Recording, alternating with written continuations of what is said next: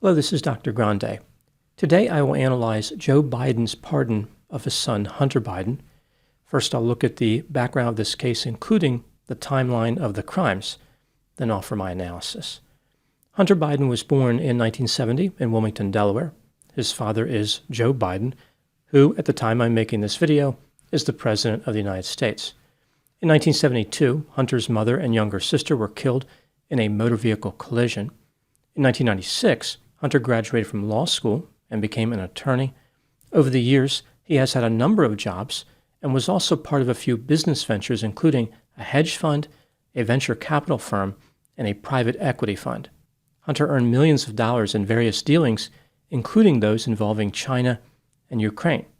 Many people believe this was due to his relationship with Joe Biden. At some point, Hunter became unwilling or unable to regulate his intake of substances and ran into problems with the law. He failed to pay his taxes, and in 2018, he made a false declaration on a gun purchase form, claiming that he did not use drugs. A person using illegal substances is not permitted to buy a firearm. In June 2023, Hunter Biden reached a plea deal with the government. He agreed to plead guilty to 2 misdemeanor counts of failure to pay income tax. In exchange, the government would recommend 2 years of probation. He would also plead guilty to 1 count of unlawful possession of a firearm. For this offense, he would enter a diversion program. If he successfully completed the program, the charge would be dismissed when his probation was over. In July 2023, the judge rejected this plea deal, concerned that other charges would be filed against Hunter. If the plea agreement was approved, Hunter would have immunity. Hunter changed his plea to not guilty. In September 2023, Hunter was indicted on 1 count of prohibited possession of a firearm and 2 counts of making false statements on a firearm application. In December 2023, Hunter was indicted on 3 felony and 6 misdemeanor tax charges. When he was waiting for his trial on the tax charges, Hunter went to trial for the gun charges. In June 2024, he was convicted on all 3 gun charges. This was the first time the child of a sitting U.S. president was convicted in a criminal trial. Hunter Biden was scheduled to be sentenced on December 12, 2024. Prison time was unlikely for these convictions. As far as the tax charges Hunter was still facing, in September 2024, he agreed to plead guilty. His sentencing was scheduled for December 16, 2024. He was facing up to 17 years in prison, although his sentence probably would have been less than 5 years. Considering how Hunter's father, Joe Biden, was President of the United States, many people wondered if a pardon was on the way. It is in the authority of a president to grant a pardon.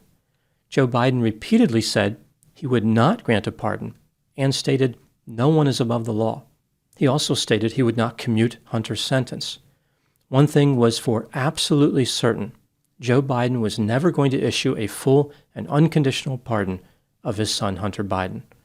On December 1, 2024, Joe Biden issued a full and unconditional pardon to his son, Hunter Biden. The pardon is applicable to all offenses Hunter may have committed or taken part in during the period from July 1, 2014 to December 1, 2024. Joe Biden said, quote, "No reasonable person who looks at the facts of Hunter's cases can reach any other conclusion than Hunter was singled out only because he is my son, and that is wrong. There has been an effort to break Hunter, who has been 5.5 years sober, even in the face of unrelenting attacks and selective prosecution. In trying to break Hunter, they've tried to break me, and there's no reason to believe it will stop here. Enough is enough. I believe in the justice system, but as I have wrestled with this, I also believe raw politics has infected this process and led to a miscarriage of justice," unquote. Joe Biden also stated, quote, "I hope Americans will understand why a father and a president would come to this decision," unquote. Now moving to my analysis. Not surprisingly, the reaction to Joe Biden's pardon of his son Hunter has been dramatic. Some people feel as though Joe Biden was justified, and the pardon might have even been necessary.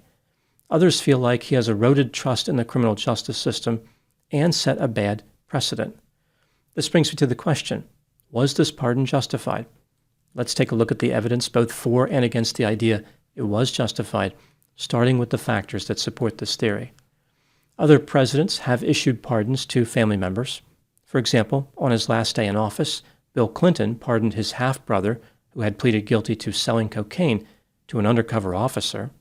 Near the end of his first term as president, Donald Trump pardoned the father of a son-in-law who pleaded guilty to a few charges, including falsifying tax returns. The decision to prosecute Hunter Biden for the gun and tax charges may have been politically motivated. It is rare that the government would prosecute someone for making a false statement on a firearm application unless that person also committed many other serious offenses. As far as the tax charges, there have been offenders who failed to pay larger amounts than Hunter owed to the government and were not prosecuted. Furthermore, Hunter did eventually pay what he owed. The Department of Justice under the Biden administration was being weaponized for political purposes. For example, they were vigorously going after Donald Trump. It would be reasonable for Joe Biden to be worried about the future. For instance, Donald Trump could seek revenge against him by going after his son Hunter. The pardon makes this impossible. Donald Trump cannot rescind the pardon. It is permanent and indisputable.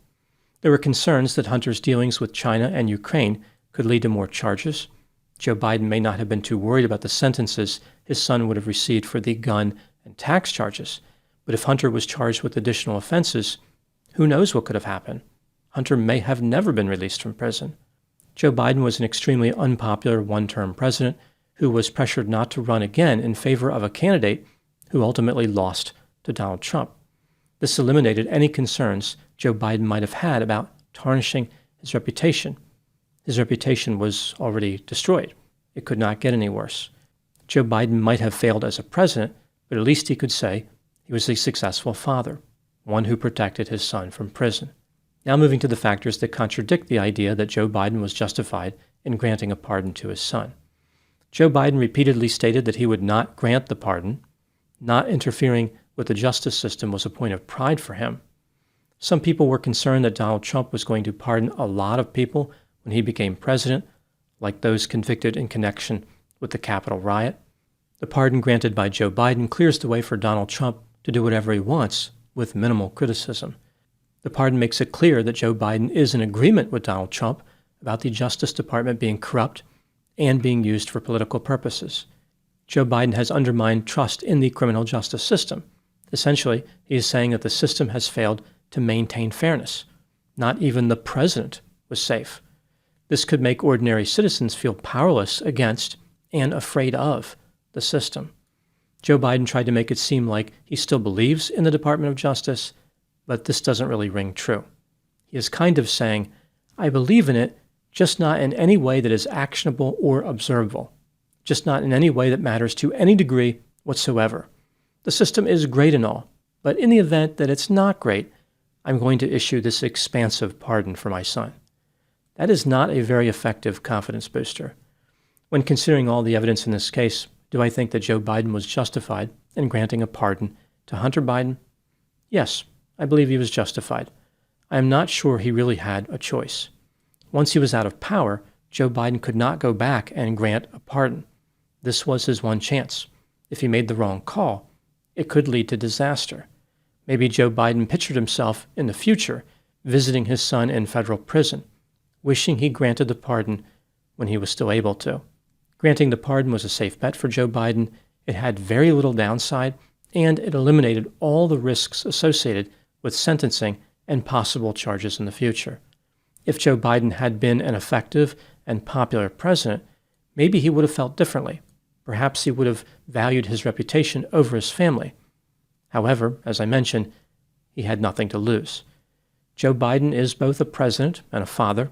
His role of father has become more salient as his time as president comes to an end. There are many examples in life which have demonstrated how one should never underestimate how far a parent will go to protect their child. Many people have talked about how the power of a president to grant a pardon should be used sparingly. Overuse of the pardon is considered immoral. I agree, but there is no escaping the fact that this is a power presidents possess. In the real world, any power which is possessed will eventually be used. Here is an analogy. Every day, motor vehicles are sold which have the power to exceed the highest posted speed limit. Some people choose to drive the speed limit, while others don't. I think for Joe Biden, this was like deciding to speed while taking a relative to the emergency room.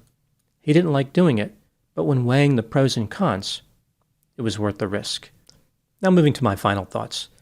The case of this pardon has led to questions about restricting presidential pardons.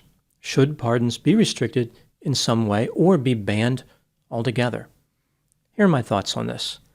I'm fine with the idea of the presidential pardon. It is not formally part of the checks and balances system, but it kind of functions in a similar way. For example, it allows presidents to correct errors made by the courts and to counterbalance overly punitive laws enacted by Congress. Regardless of the upside of the pardon authority, Joe Biden's use of the pardon and what Donald Trump may do with the pardon in the future could lead Americans to restrict or eradicate it. I would not be surprised if the pardon's days are numbered. Those are my thoughts on the case of Joe Biden's pardon of his son, Hunter Biden. Thank you so much for watching. I'll talk to you soon. Just a reminder, I have a Patreon account which currently has over 300 pre-release videos. These videos typically don't stay in pre-release mode for just a few days, but rather a few months, if not a year. I will put the link to Patreon in the description for this video.